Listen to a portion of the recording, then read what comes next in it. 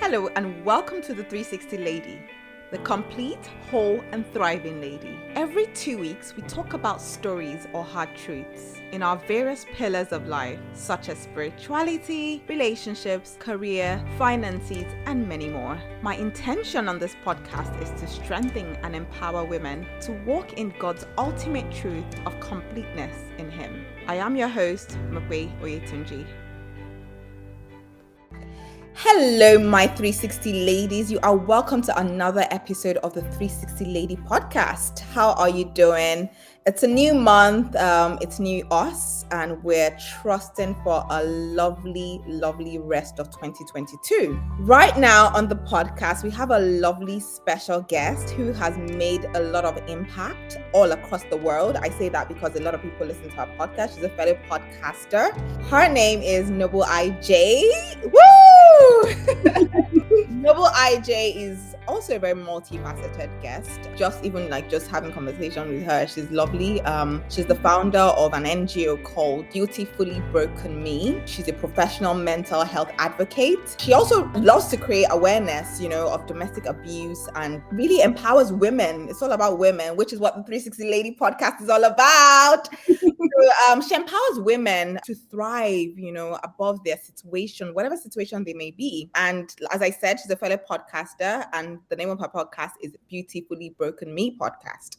So you're welcome, Noble IJ. Welcome to the 360 Lady podcast. Thank you for having me. I am so happy to be here. We are glad you're here, and we're looking forward to the nuggets you're going to be dishing out. Was there anything I missed? Because I like to get the whole picture. Have you Yes, so like she said, I have an NGO, which is basically, the Beautifully Broken Me NGO. And it's basically really kind of like, the pivotal moment started from my story. And I know we're just going to really dive right in because I decided to give back. I decided not to be resentful. I told myself that my story wasn't for me, that I had experienced domestic violence. It wasn't just for me to keep. It is so that I will be an inspiration to other people. And I hope that you have your notepads ready because you definitely will be learning from a whole lot and you're going to be enjoying this conversation. So yes. Awesome. So who is Noble IJ? Before we delve into, because you did say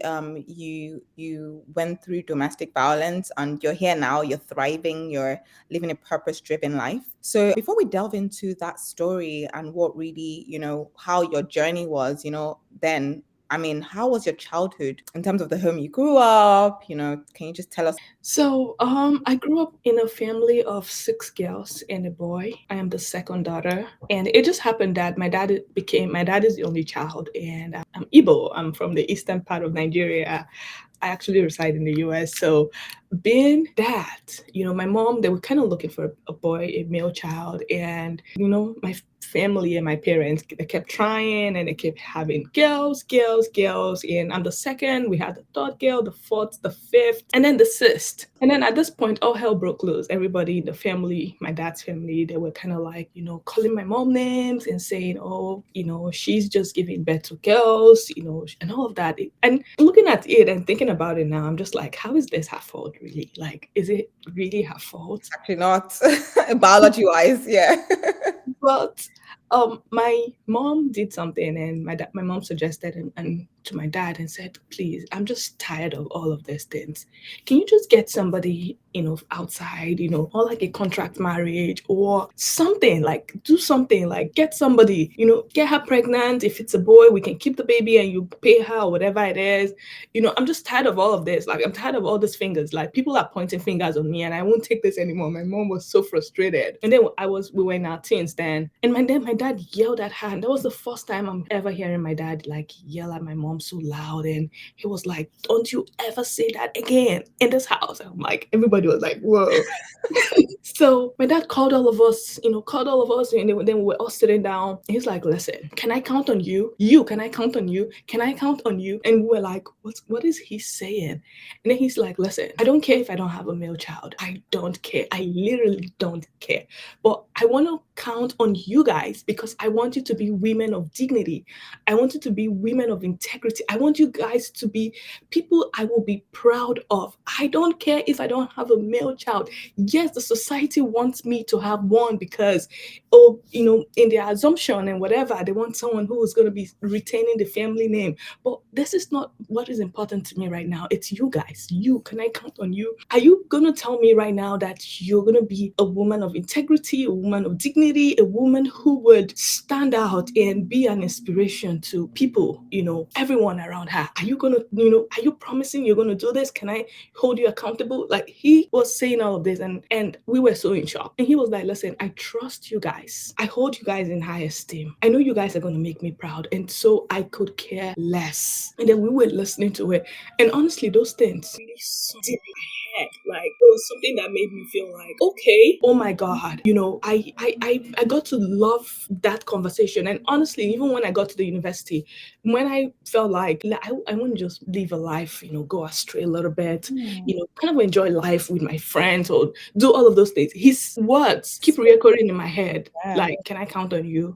So if you're going to do this right now, is it going to lead you to the path where he's going to be proud of you? And I'm like, you know what? I'm not going, And that was really a defining moment for me because that really helped me a lot growing up. So that was really how my young adult life went. And then eventually, when hope was lost, they finally got a baby boy. And that was that's a great story. Amazing. And it's the beauty of the promised land, I say, that promise, just he didn't bother. He didn't, I'm gonna love you. That commitment that I made, I'm gonna love you irrespective. And eventually, look at that beautiful story. So thank you for that. That's very encouraging. So now let's dive into your story, really, because I look at you and out of the pain and out of the experience, you come out with purpose and you're doing so many things to bless people's lives. So tell us about your story and that journey. So I continued my life with just hearing my dad's voice in my head. And then when I graduated, I was almost getting to graduate and I got married to my friend's brother. So she was my friend and I was already, I was close to the family. I knew his brothers, but I didn't know him. He was in the US. He was a deacon, Well, I mentioned deacon because just to let you know that, I knew God,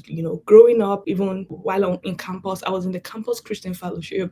I was one of the executive. I was an incredible role model, And if you're listening and the Christian fellowship, I'm part of Nine First Fellowship, right? So we, when you're walking around, people call you, oh, mama, this kind of a thing kind of keeps you on check where you can't mess up your life or do anything like that. So I eventually got married to him. I got married at 22 when I was in my final year, almost graduated.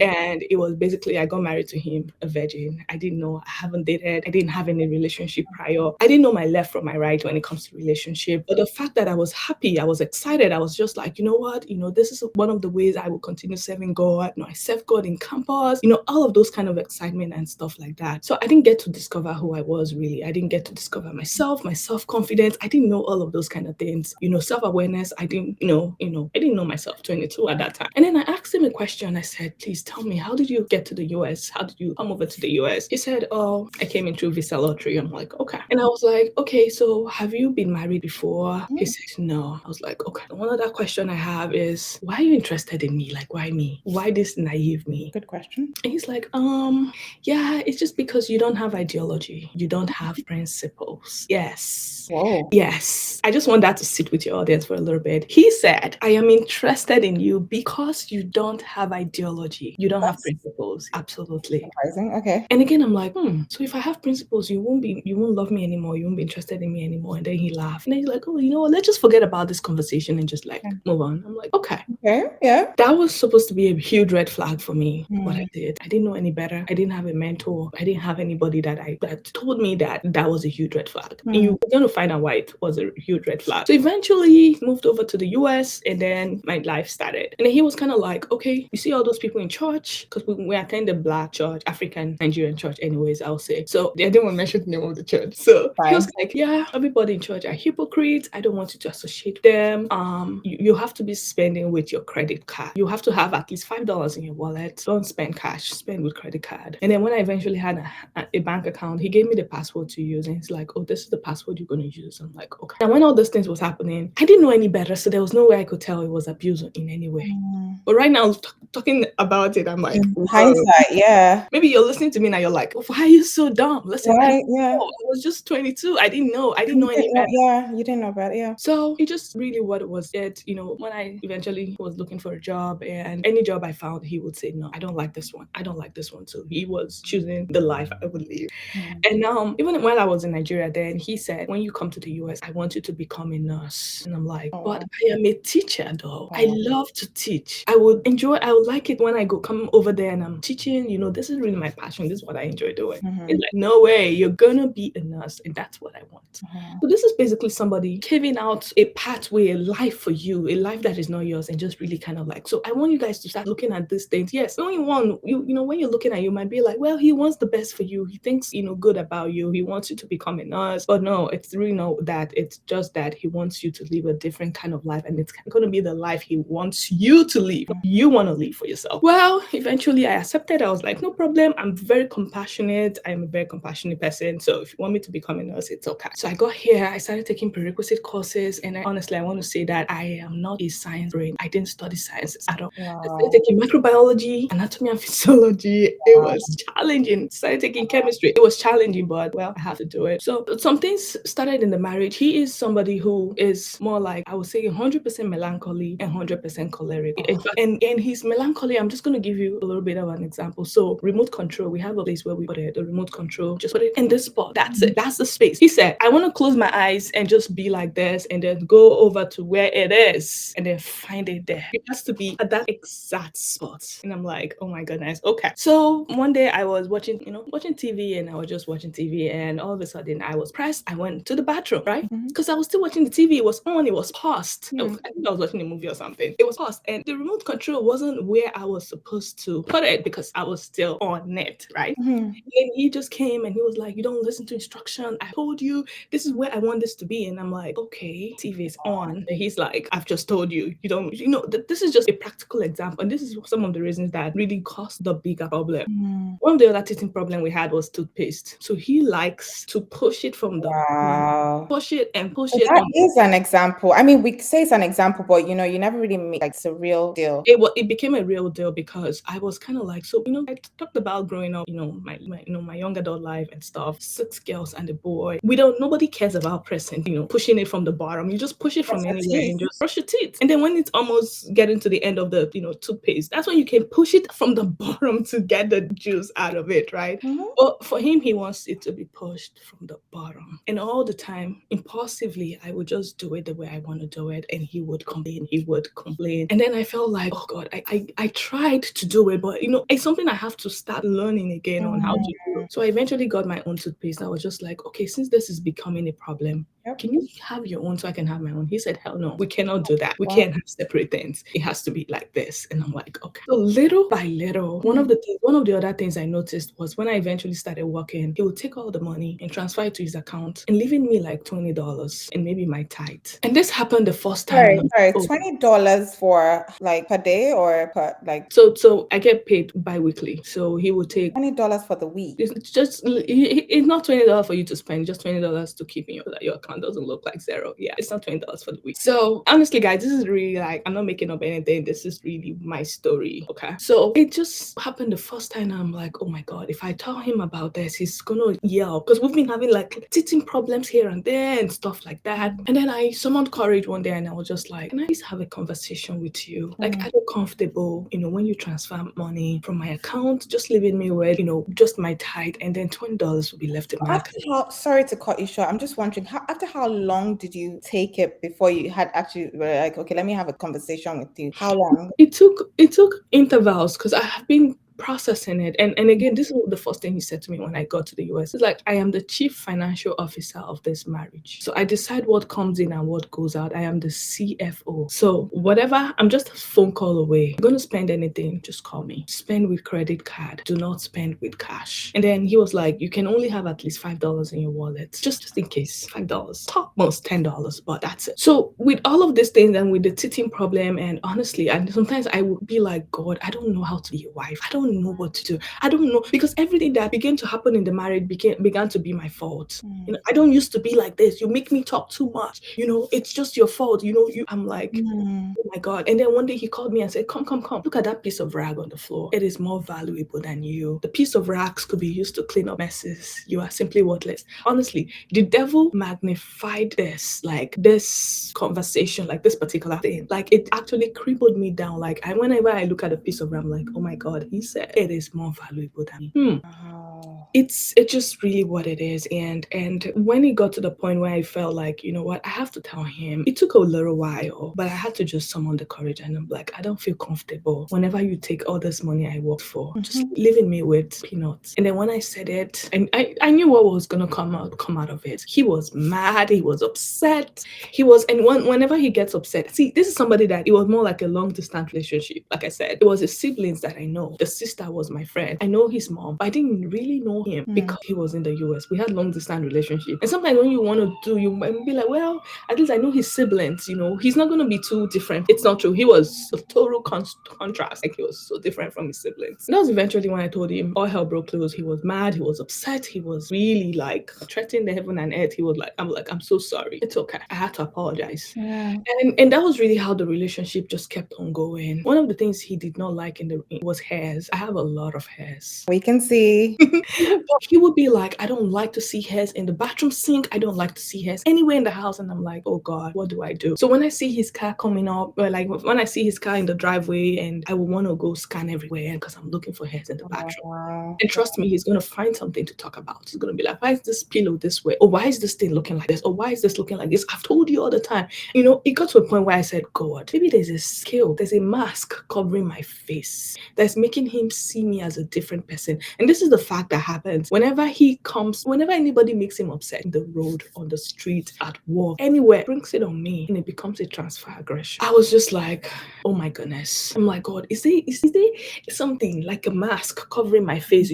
I try to spiritualize it, and again, I'm like, maybe there's a scale covering his eyes, And that was really how my story, I was just going like that. I was secretly enduring it. I didn't know who to talk to. I didn't have any friend. He didn't allow me to have any friend. So there was no one to confide in, and it would just be my sister that I would share in Nigeria. I would just call her and be like, honestly, this is what I'm going through. And she would just, then domestic violence hasn't gotten to this, this rant and stuff like that. And she would just counsel me. And at some point, he wouldn't want to eat the food I cooked. And then I'll be begging him. I'll be like, seriously begging him. I'll be like, please, he would just...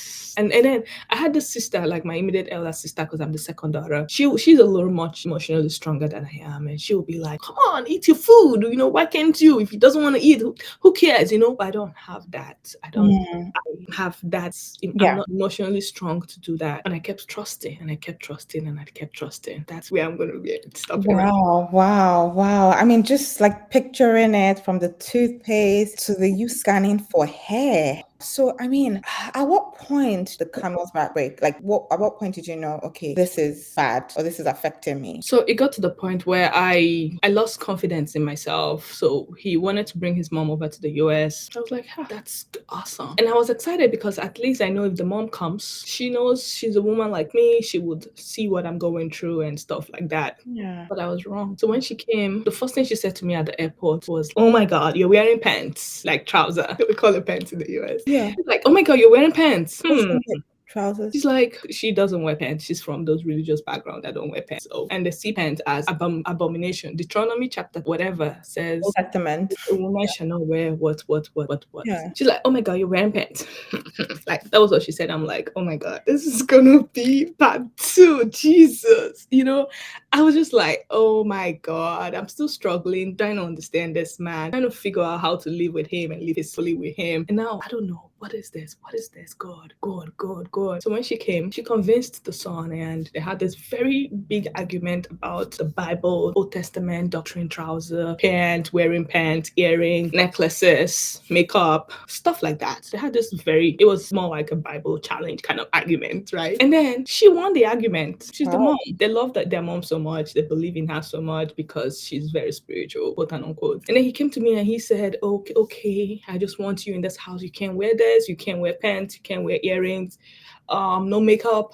no hair extensions. And I'm like, I almost passed out. I was like, oh my God. And that was really how my journey started. Wow. So my journey started that way, and I was like, okay, can I wear my long skirt and then wear my yes? You asked I before. and he's like, that was hypocrisy. You cannot wear pants under your long skirt. Sorry, that is hypocrisy. And I'm like, sorry, we live in a state of Massachusetts. It is really cold. What do you want me to? And then I was already in nursing school. I started in nursing program already. We wear scrubs, wear pants. Yeah. And I'm like, okay, what do you want me to do? He's like, I don't really care. But would you obey man or would you obey God? The Bible says man should not wear what pertains to a woman. It's an abomination unto God. It's so I was like kind of like, well, I can take off earrings, I can remove makeup, I can remove all of this thing, necklaces, hair extensions, but pants, I don't know. You wear pants, you wear 2 pants sometimes, you wear 3 pants sometimes when it's really cold. Like, sorry, what do you really want me to do right now? Like, I don't really know how to cope, like, especially when it snows. Yeah. What do you want me to do? And he's like, you have to figure it out. And that was when I just told myself, you know what, I can't. Oh. So I felt like,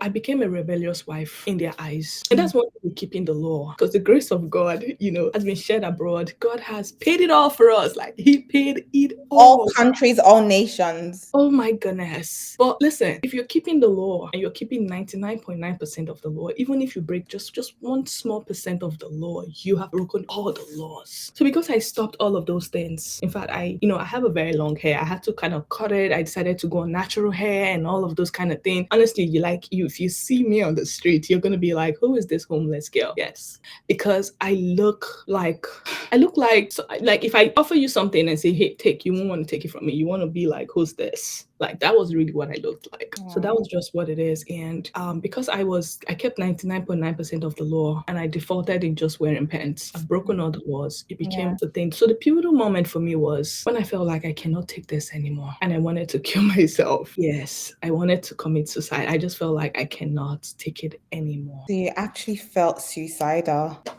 Yes. So, I mean, looking at everything that was happening, like you kept staying and going, and, even through the emotional abuse, because I mean, there are different types of abuse. There's physical, there's verbal, there's emotional, there's even psychological, but what kept you going? How long was it? How many years was it? It was about 8 years. Yeah. So what are some of the reasons why, you would say women stay long? Okay, so when I started, I said, I'm a person of faith, with the background that I have, I have mentees. He's also a deacon. Like, I'm just really gonna say that sometimes when I come to church, I have to put some makeup on and just do some magic on my face. And then you see me jumping up and praising God, and I'm just hiding too many things. So one of the reasons why, a lot of people stay is just the fear of the unknown. Okay, now what will happen if I leave him? How do I navigate life? This is the person I've known all my life. For me, I've not had any relationship prior to him. So I'm just kind of like, how do I start? How do I start all over again? That's one. Two, the fear of what people would say, where I feel like I have mentees who were like, oh my goodness, she lived a good life. Oh, she married a virgin. God honors them that honors him. And I'm like, oh my God, God, what would happen to this testimony? Because all my dream was, you know what, God, I want to give that testimony that our marriage almost got to the point where it's almost collapsed. But somehow along the line, God came back. God helped us and we fought through it. So you were holding on to that. Most women who are in domestic violence, they have this belief, especially people of faith. That's why the cases of domestic violence is actually on the rise among people of faith, because they have this belief of it's going to get better. And sometimes, again, when you look at it, the societal stigma, I was a Sunday school teacher, and I know that if anything happens and I decide to leave, number one, it's going to be like, they're going to strip me of my whatever thing I was doing in church. Two, it's going to be like, oh, look at that girl, she seemed quiet, now she has come to America, she has opened her eyes, America has influenced her. All of those kind of things. Like, oh, look at, he has brought her to America, and now it's just those things. And then sometimes self-guilt, when you begin to see yourself and you just be like, because I'm not like this person, I'm just like this. Why do I feel like, you're not having self-guilt, you'll not be like, oh, I wish I'm just like one, Gloria. If I'm like Gloria, that would have worked out fine. Or maybe I'm the one that makes him upset all the time, like he said. Why am I so heady? It's just all my fault. You start making excuses for them and for him. Mm. We try to cover up some things, and where we try to not, tell people what is going through. Even when you tell someone, like, please don't see him as a bad person. I know that me, I have my own. We're really going to start looking into those things. And I didn't even mention in the story where I was sharing that my domestic violence situation resulted to physical abuse. And at the point where I was attempting suicide, or I was thinking of killing myself, in fact, I even attempted suicide at some point because I felt like it was just better for me to just go pass and die instead of facing all the shames, because my parents are still married. I don't have any history of divorce in my family lineage, never. So why would I be the first to start it? I had all these thoughts in my head, and I had instances where he had humiliated me in public, at the mall or somewhere. I have stories to share with regards to that. Car broke down somewhere, and then I called him, and then he came, he started yelling, and everybody was like, whoa, is he your uncle? No. Yes. Wow. Yeah, he has a shop, and I usually sell, I stay in the shop for him, and I help him out in the shop. So this customer came to make a transaction, and she made a mistake, and it was more like she wanted to send money through MoneyGram or something like that. And I actually, I showed her the receipt. I'm like, check it, is it correct? Is it? She's like, yeah, it's correct. And then I sent it. Immediately I hit the send button. She was like, oh my god, I saw $50. I want to just add $50 to this. I'm like, sorry, I already sent it. She's like, and there were a lot of queues. There were a lot of people waiting to get on. And she's like, please, can you call somebody? I know you can do something within the first 5 minutes. And then I just said, okay, let me call my husband. I just said it boldly, and he came. He started yelling from the minute he got into the shop. He was like, what did you do wrong? You're just so good for nothing. You cannot do anything right. I just left the shop 2 minutes ago. He started yelling, shouting, calling me all those names. It's like, you see, you're so good for nothing. Cannot amount to nothing. Look at you. Everybody was just like, whoa, what's going on? Even the lady in question was like, excuse me, sir, and he didn't even let the lady. He didn't let the lady he was just like, hold it there. And then he checked, and he noticed that, well, this is medicine after death. You're calling me when you made the mistake. The lady was like, sorry, sir. And then tears were just pouring, like it wasn't even pouring down my cheeks. And that was the day I said, you know what, I'm not coming back to this house. I will crash into this car, because I was crying profusely. I was just like, what did I do to deserve a life like this? I have done everything right. I kept myself. I lived a very decent young adult life. Why am I struggling? Why? What did I, how can I measure up to this guy's standard? What can I really do? Wow. And then there was this oncoming car where I felt like I was going to crash into. I don't really know what happened to the car. I swept to the direction of that car because with the intention of crashing, but somewhere. But God. And in fact, I even heard him say the words, because I leave, you will also leave. And then one of that scripture came to mind. I know the thoughts that I think towards you. And then Jeremiah 29 verse 11. That's my favorite verse. I was just like, wow. Wow. That was really how I got that pivotal moment. And I told myself that never will I let this happen to me again. Wow. And then I just told myself, it's time. So one of the reasons why women stay long is because of all these things I've mentioned. Because you just, Yeah. I mean, because you're here now and I can see, and I'm just like, can't believe you went through all of that. So how did you heal? Because you're talking about it, and the thing I say and I tell people with healing, just like an injury, and like when you go through stuff and you go through like a journey like this, is that in the process of healing, like an injury, when it's still fresh, it's hard to when you tug it, it can easily peel. It's until you heal and you have the scar, you're much able to talk about it and even tug it, right? What was your process of healing, and how did you get here? So I want to say that healing is progressional. So I will say that we heal every day. So I won't say that, boom, all of a sudden I am 100% healed. No, it is a journey. Okay. So do not think that you can just get healed, boom, all of a sudden like that. No, it's progressional, little by little. So what I did was, when I eventually fled, I fled to the domestic violence shelter home. And that was another pivotal moment for me, because I saw things. I saw women, domestic violence survivors. Some of them went back to their abuser, and some of them stayed, and some had kids. We shared common spaces and stuff like that. And I'm like, oh my God. And I was like, God, what am I doing here? Like, what am I doing in this place? Why am I here? I now started asking those questions. Now, I now started asking, okay, I have this story right now. All of this thing that had happened to me. What do you want me to do out of this? Make out of this? What am I learning in this phase? What is that thing that I'm learning? In out of all of these things, what am I currently learning?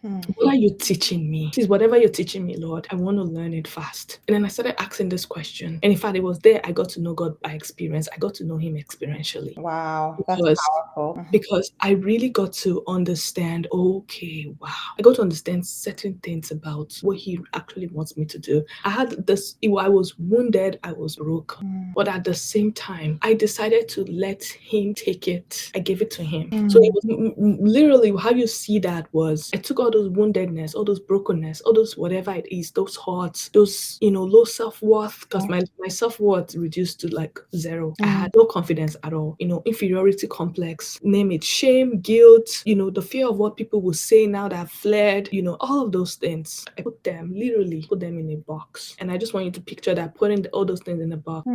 So I was just like, you know what, this doesn't belong here. This doesn't belong to me. I can't carry this anymore. And I gave it to him. I gave it to him. I'm like, this does not belong to me here. Literally, that was really what I did. And then one other thing I did was I was intentional about my healing, because I knew that my story was not for me to keep. It's not for me alone. It's not. It is so that it will become an inspiration, so that I will be able to use my story as an inspiration to others. Use my story as a support system to help other people. Because honestly, like, we hear cases of domestic violence on social media. There's even one that is currently trending. And then we hear those stories, and again, the question is, why didn't she come out of it? Again, when you look at it, she's popularly known. If she comes out, people are going to be like, oh my God, because she's now famous, she can't even subject to a man anymore. That's the society, right? They're going to be like, oh, she can't even subject to a man. She can't even stay under a man because she's getting famous now. And then if she comes out, all the honorarium that she gets from singing and all of those ministerial whatever, she won't get it anymore, because the church would want to be like, oh, we don't want any divorcee or any whatever, and then she will be stripped of that benefit. And then possibly she was kind of like, you know what, I believe that God will touch this man. And I know people would have said, why not just leave? But again, she would consider her kids and then be like, you know what, if I leave, who will take care of these kids? This man won't allow me to take them, and then I would feel like somebody who doesn't have a child. Do you understand? So there are certain factors, and honestly, I say this: if you have not experienced domestic violence, you cannot say that. Why did you stay there? Now you're dead. Why did you stay? No, you cannot say that, because you've not worn the shoes before. And I want to say that when I got to the shelter, I wanted to go back to him, because I felt like this is discomfort, and this is not this. I don't feel comfortable. I felt like I don't really feel comfortable being in this place. I had all the excuses in my head. But that brings me back to supportive family. I remember my dad calling me one day and say, listen, I heard what happened. I want to say this to you, and listen to me clearly. And he was like, I was like, okay. And he was like, we love you. Whatever happened in the relationship was not your fault. We know you. I trained you. I'm your father. Your mother and we trained you up well. Whatever happened in that relationship was not your fault. I want you to put that at the back of your mind. And listen, this is the most important. He said, don't you ever go back to him. And he read the words in my, like, read the words on my lips. Don't you ever go back to him. If you go back to him, you've signed your death warrant. Whatever happens to you, we're not going to be responsible. I just want you to know that you cannot go back to him. He has to show us, he has to give us reasons as to why he wants you back. He has to really, like, he has to show us reason. He has to show us that, he's doing therapy, he's doing coaching services, he's talking to, he's really doing personal development trainings and all of those kind of things to make sure that he is, getting better, improving, and all of those kind of things. And before we can, even at that, we might not even still consider. I think what you just said just reminded me of another person who I interviewed, who also spoke about this love. And I think love is really critical from your support system. And guess what? Not everyone has a support system. But if that one person tells you how much you're loved, because I think when you're going through this as well, you have the feeling of unworthiness. Am I worthy? Am I look at me? I'm not even, do you know what I mean? But the fact that he said, no matter what happens, we love you, that word alone, which is the greatest gift, that, do you know what I mean? That love, the unconditional love that he showed you, made you realize, hey, I am worthy. And I think it's so important in terms of people supporting people, because you're already feeling unworthy. And even just, reminding yourself, other people reminding you that, God has made you, God will carry you, God will sustain you, He'll rescue you. You are dearly loved. That word love is so, so critical. It's so important in situations like this. And I think we underestimate it because I mean, you think, okay, you're in a marriage, yeah, the guy loves you. But I want to ask you an important question, and it had to do with one of the things after the singer Osinachi Onwachukwu, bless her soul, after she died, someone asked, made a statement and said, you are not cut out to do love at first sight. That the fact she's beautiful or he's handsome, because it can happen both ways, domestic violence, I love him, I love her, is there. It's not always marrying at first sight. That love is not enough. And I want to ask you that question. If you have a purpose, is love enough? So what do you think? And just in a minute, because I know time is far spent, I'm looking at me, but I still have one more last question after this for you.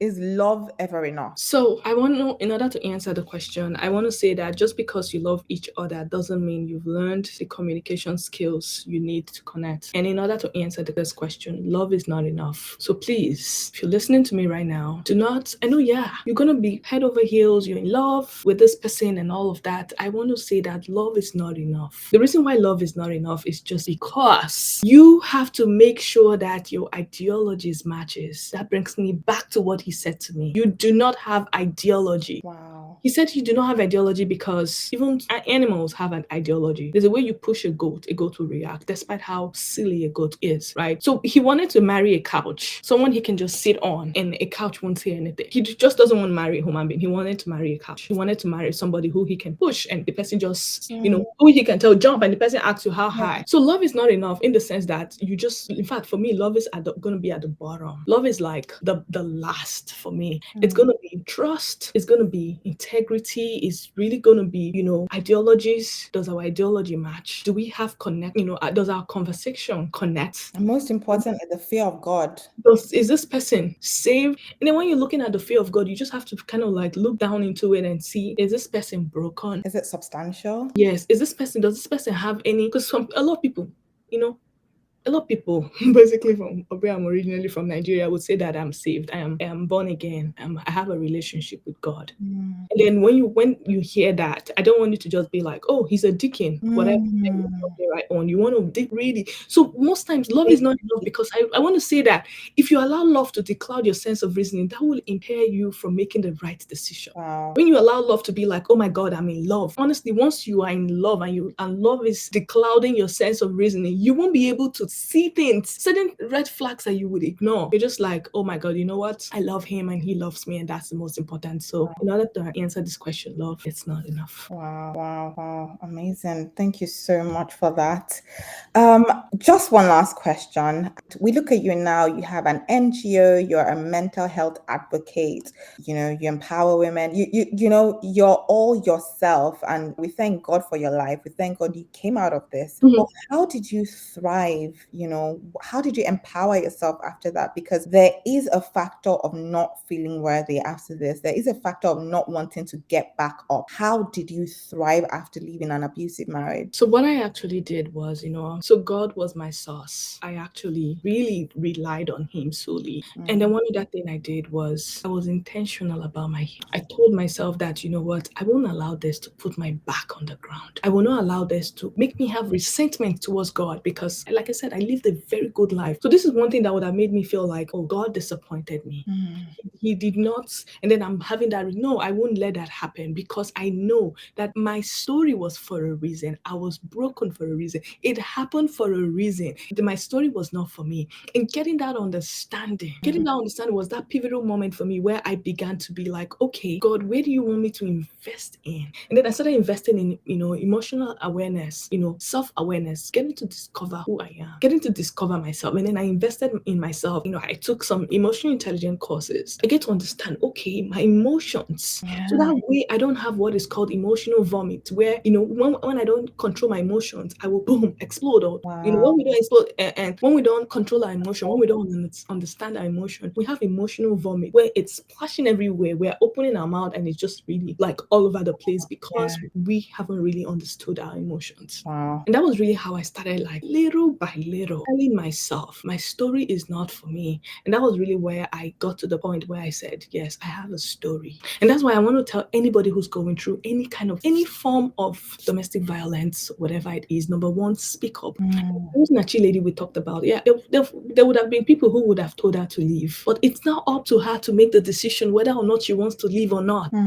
Please do not die in that situation. That's it. Do not die in it. Because if I had died in my marriage, I won't be sharing this with you guys because I almost did. I almost did. The physical abuse was all over the place, emotional abuse, every other thing, sexual abuse. It was ridiculous. Like, as a result of the sexual abuse, I would say that I'm sexophobic. Like, I have this fear for because of what we went. Never had sex before, married this person, and then all of a sudden, boom, the sexual experience was bad. I don't want to go into that detail. So what I want to say, do not die in it. Seek help. Seek help. And when you seek help, take the help. You could separate for a little while. That doesn't mean you're divorced. Separate for a little while. Get to know yourself better. Get to heal better. Get to understand your emotion better. And all of those things. Separate for a little while. And then if he feels like, okay, I think I need to check on myself. And then he feels like he wants to take some coaching services. He wants to grow. He wants to learn. He wants to improve on himself. Then you guys can come back again and build that formidable force. But do not die in it. And I want to say, for those of you who have kids and you're like, I'm staying there because of my kids, I want to tell you that if your kid is watching your husband or your spouse abuse you, that is emotional abuse. Because it's basically like, I'll just give you an example. So somebody tied you somewhere, tied you to the chair, and is beating your kids, beating them, you can't do anything, you're tied up. That's true. How is that, that is trauma. Yes, You're trauma. seeing everything. Because these kids are watching those things from 2 years, 3 years, 4 years, they're growing up into it and they're growing up into the abusive relationship. That is please seek help. And please, not just seeking help, not just speaking up, take the help. Because people will be careful to tell you to leave your husband, because some people will go back to their husband and at the end of the day it becomes an enemy. When you be like, the one that says I should leave. Definitely, you become an enemy. So when people give you the help, please take it. The decision to leave my spouse was basically my decision. I decided, you know what, I won't die in this situation. I want glory to be heard. And right now I am, by the grace of God, doing incredible well with my podcast journey, doing incredible well with my engineering. Proud of you, girl. Thank you so much. I'm just going to leave my ladies with this one last thing, just from 3 John 1:1. It says, to the elder, beloved Gaius, whom I love in truth, and loving in truth is so important. Speaking to the ladies who may have gone through this and feeling unworthy, feeling not up to themselves, just because you see yourself with a distorted view doesn't mean God is not willing to sacrifice for you. He sent his son to love us. He sent Jesus, to show his greatest love, unconditional love. So whether you're broken, whether you're hurt, whether you're ashamed, you're still worthy of the sacrifice. Whether, you've experienced abuse, whatever abuse it may be, physical, sexual, emotional, you're still worthy of the sacrifice. And the question is not how well you can actually give this love, but how well can you acknowledge God's love for you? So I leave you, my ladies, my 360 ladies, and I thank you, my beautifully, wonderfully, whole, noble. You have been amazing. I believe you were created for a purpose. You're living your life and you're living in purpose. And I just want to thank you for coming to the 360 Lady podcast. We love you, we appreciate you, and we wish you the best. Thank you, my ladies, for listening, and see you in 2 weeks. Thank you for having me. I appreciate it. Thanks for joining us this week on the 360 Lady. I trust you have taken some golden nuggets to living a complete life in Christ. If you haven't already done so, please subscribe to the 360 Lady on this platform to stay in touch and never miss a show. If you like the show, kindly leave a rating on the platform so we can keep bringing a mix of magnificent and inspiring episodes. Thanks for listening, my ladies, and see you in 2 weeks.